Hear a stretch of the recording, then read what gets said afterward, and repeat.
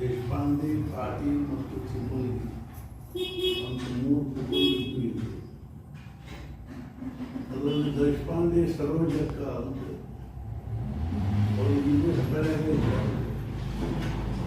ಅವರು ದಿನ ಸಾಯಂಕಾಲ 3 ಜನ ಹೆಣ್ಮಕ್ಳು ಹೆಣ್ಮಕ್ಳು ಕುತ್ಕೊಂಡು ಏನಾದರೂ ಮಹಾರಾಜರ ಚರಿತ್ರೆ ಪ್ರವಚನ ಜಪ ಅದು ಮಾಡ್ತಿದ್ರು. ನಾನು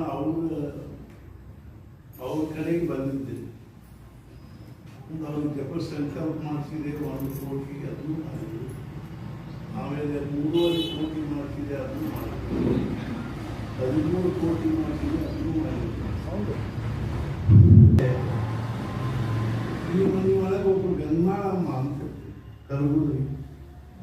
ನಮಗೂ ಅವ್ರಿಗೂ ಏನಂತ ಪರಿಚಯ ಇದ್ದಿದ್ದಿಲ್ಲ, ಸಹಜ ಪರಿಚಯ ಆಯಿತು. ಅವಾಗ ಅವ್ರು ಭಾಳ ವಯಸ್ಸಾದ ಮುದುಕಿಯಾಗಿದ್ದರು. ಅವರಿಗೆ ಮಹಾರಾಜರ ಬಗ್ಗೆ ಅತ್ಯಂತ ನಿಷ್ಠ ಆಯಿತು.